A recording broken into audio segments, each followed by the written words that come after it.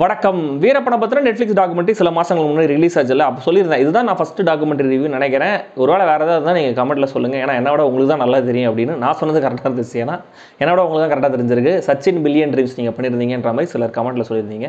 S, correct. So இப்போது நான் பண்ண போகிறது 3வது டாக்குமெண்ட்ரி ரிவ்யூ. ஒரே டாப்பிக்கில் ஷார்ட் டியூரேஷனில் அடுத்தடுத்து 2 டாக்குமெண்ட்ரிஸ் வருதுங்கிறது ஒரு பெரிய விஷயம். ஆக்சுவலாக தமிழில் மெயின் ஸ்ட்ரீமில் டாக்குமெண்ட்ரி வரும் அப்படின்லாம் ஒரு காலத்தில் நாங்கள் நினச்சி பார்த்ததே கிடையாது. நான் காலேஜ் படித்த டைமில் டாக்குமெண்ட்ரி அப்படின்னாலே அது பொங்கல் சாப்பிட்ற எஃபெக்ட் தான், கண்டிப்பாக தூக்கம் தான் வருங்கிற ஒரு முன்முடியோட தான் நாங்கள் டாக்குமெண்ட்ரிலாம் பார்ப்போம். அண்ட் இந்த 9/11 இன்சிடென்ட்டுக்கு அப்புறம் அது சம்மந்தமாக அடுத்தடுத்து அதே டாப்பிக்கில் நிறைய டாக்குமெண்ட்ரிஸ் வந்துகிட்டே இருந்துச்சு.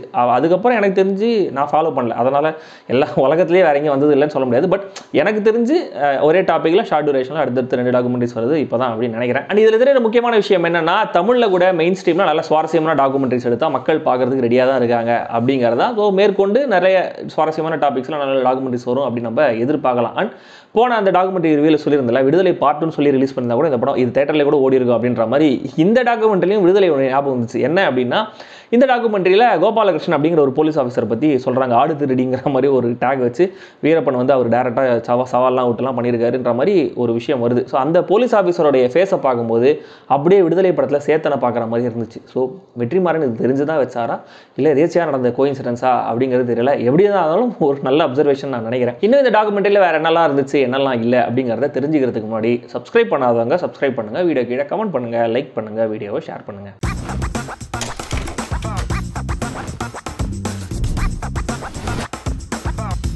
கூசே முனுசாமி வீரப்பன். வீரப்பன்கிற தனி நபர் யார், எங்கே பிறந்து எங்கே வளர்ந்து எப்படி அவர் கிரிமினலாக மாறினார், அவர் கிரிமினலாக மாறுறதுக்கான காரணங்கள் என்ன, யார், ஒன்ஸ் அவர் அந்த பாதைக்கு போனதுக்கப்புறம் அடுத்தடுத்து அவர் பண்ண விஷயங்கள் என்ன, ஸோ அவர் பண்ண விஷயங்களுக்கு அரசு தரப்புலேருந்து வந்த எதிர்வினைகள் என்ன, அவங்க எடுத்த ஆக்ஷன் என்ன, ஸோ வீரப்பனுடைய கிரைம், கவர்மெண்டோடைய நடவடிக்கை, இது ரெண்டுத்துக்கும் நடுவில் இந்த விஷயங்களுக்கு சுத்தமாக சம்மந்தமே இல்லாத பொதுமக்கள் எவ்வளோ தூரம் கொடுமைகளை அனுபவிச்சிருக்காங்க, எவ்வளோ தூரம் பாதிக்கப்பட்டிருக்காங்க, நம்மளுடைய வரிப்பணம் எவ்வளோ தூரம் பயங்கரமாக செலவாயிருக்குன்னு நிறைய விஷயங்களை நல்லா டீட்டெயில் பண்ணியிருக்கிற ஆவணப்படம் தான் இது. அண்ட் இந்த டாக்குமெண்ட்ரியோடைய சிறப்பு அம்சம் என்னன்னா, அஃப்கோர்ஸ் உங்களுக்கு தெரிஞ்சிருக்கும், வீரப்பனே எல்லா விஷயங்களையும் கேமராவில் அவர் பேசியிருக்காரு அப்படிங்கிறது. அண்ட் வீரப்பனை தனிப்பட்ட முறையில் சந்திச்சுட்டு வந்த பத்திரிகையாளர் நக்கீரன் கோபாலோட இன்டர்வியூவும் பார்வையும் இதுல இருக்கு. என்ன நடந்தது என்னுடைய வாழ்க்கை வரலாறா அப்படியே எடுத்து சொல்றேன்.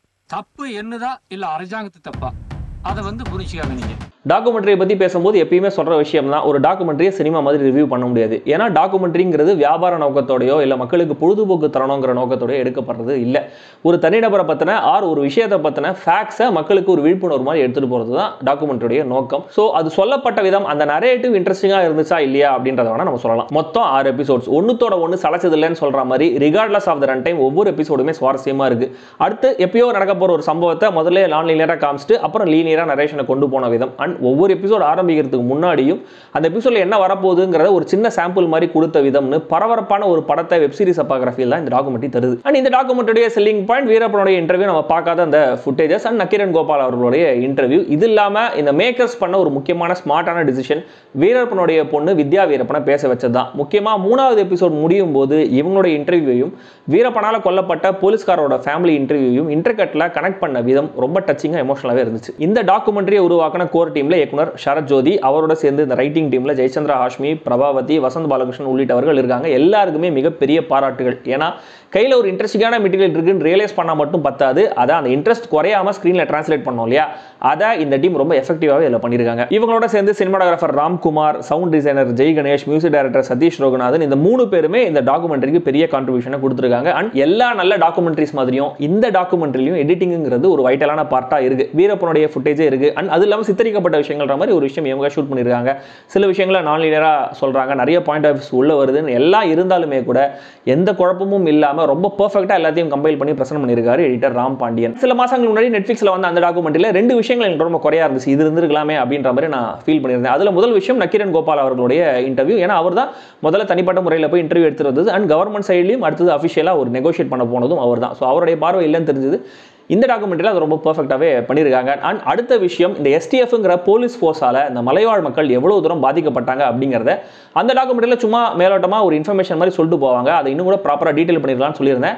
அதை இந்த டாக்குமெண்ட்ரியில் ரொம்ப சூப்பராக பண்ணியிருக்காங்க. முக்கியமாக இதில் 4வது எபிசோடுங்கிறது முழுக்க இந்த ஒரு விஷயத்துக்காக டெடிகேட் பண்ணியிருக்காங்க. நல்ல விஷயம். இந்த 4வது எபிசோடு இன்னும் டீட்டெயில் பண்ணி தனி படமாக எடுத்துருக்காங்க போல இருக்குது. அந்த அளவுக்கு பயங்கர எஃபெக்டிவாக இருக்குது. ஏன்னா ஒர்க் ஷாப்புங்கிற பேரில் போலீஸ் பொதுமக்களை பண்ண டார்ச்சர், அது வெளி உலகத்துக்கு தெரிஞ்ச விதம், அப்புறம் செட் பண்ணப்பட்ட இந்த சதாசிவம் கமிஷன் இதை விசாரி விசாரிக்கிறதுக்காக வந்த அந்த கமிஷன் எல்லா விஷயங்களும் டீடைல்டாகவே இதில் சொல்லியிருக்காங்க. ஆனால் இன்னி வரைக்கும் இந்த மக்களுக்கு எந்த ரிலீஃபும் இதில் கிடைக்கல அப்படிங்கிறது தெரிய வரும்போது தான் இந்த எபிசோடுக்கு இன்னும் கூட ஒரு அழுத்தம் கூடுது. இந்த கவர்மெண்ட்டுங்கிறது யாருக்காக, இந்த சிஸ்டம்ங்கிறது எதுக்காக, எவ்வளவு தூரம் ஒரு ஃபால்ஸ் சென்ஸ் ஆஃப் செக்யூரிட்டிலாம் மக்கள்லாம் வாழ்ந்துட்டு இருக்காங்கன்னு நம்மளுக்குள்ளேயும் ஒரு இன்ட்ராஸ்பெக்ஷனை இந்த எபிசோடு ஏற்படுத்துது. அண்ட் இதை முழுக்க டாக்குமெண்ட்ரியா இல்லாமல் ஒரு டாக்கு டிராமா மாதிரி தான் ட்ரீட் பண்ணியிருக்காங்க. சித்தரிக்கப்பட்ட காட்சிகள்ன்ற மாதிரி நடிகர்களை வச்சு ஷூட் பண்ணி அதையும் நம்மளுக்கு காமிக்கிறாங்க. அது எஃபெக்டிவாக இருக்குது. ஒரு சில இடங்களில் நம்ம வீரப்பனுடைய பயோபிக்கை பார்க்குறோங்கிற ரேஞ்சில் கூட நம்மளை ஃபீல் பண்ண வைக்குது. ஒரு சில இடங்களில் அதுக்கான பர்பஸ் கரெக்டாக சர்வ் ஆகலை. ஏன்னா இன்டர்வியூவில் அவங்க சொல்கிற அதே விஷயங்கள் திரும்ப காட்சிகளாக வருது.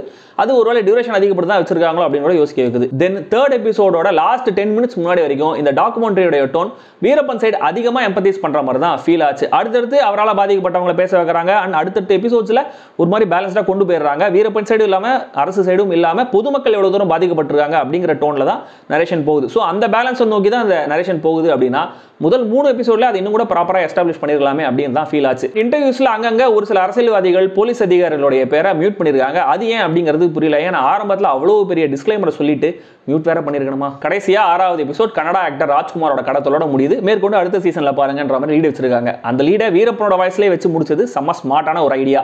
இந்த டாக்குமெண்ட்ரியில social activist, judge, lawyer, police, பத்திரிகையாளர்கள் நிறைய பேர் பேசியிருக்காங்க. இவங்களுக்கு நடுவில் நடிகை ரோஹிணியும் நாம் தமிழர் கட்சியோட ஃபவுண்டர் சீமானும் பேசியிருக்காரு. இவங்க 2 பேரோட பாயிண்ட்ஸ் கொஞ்சம் பொதுப்படையாக தான் இருக்கு. பெருசா புது இன்புட் கொடுத்து இவங்க எதுவும் கான்ட்ரிபியூட் பண்ண மாதிரி தெரியல. அப்படின்னும் போது இந்த இஷ்யூல இவங்களுடைய ரிலவன்ஸ் என்ன அப்படிங்கறத நம்மளுக்கு புரியுற மாதிரி கொஞ்சம் சொல்லிருக்கலாம். மேற்கொண்டு இந்த டாக்குமெண்ட்ரியில இதெல்லாம் இருக்கு, இதெல்லாம் இல்லை அப்படின்னு சொல்லும்போது அடுத்த சீசன்ல பாருங்க, வெயிட் பண்ணுங்கன்னு ஒரு பதில் வரும் இல்லையா? அதனால நம்ம அடுத்த சீசனுக்காக வெயிட் பண்ணுவோம். மொத்தத்தில் இந்த பூசே முனுசாமி வீரப்பன் எப்படி இருக்கு அப்படின்னு கேட்டீங்கன்னா, நெட்ஃபிளிக்ஸ்ல ரிலீஸ் ஆன அந்த டாக்குமெண்ட்ரியும் இந்த டாக்குமெண்ட்ரியும் அடுத்தடுத்து பார்க்கும்போது டாக்குமெண்ட்ரியிலே நீங்க இந்த ரோஷமான் எஃபெக்ட்டை ஃபீல் பண்ணலாம். ரோஷமான் எஃபெக்ட் என்ன அப்படிங்கறது நீங்க கூகுள் பண்ணி பார்த்து தெரிஞ்சுக்கோங்க.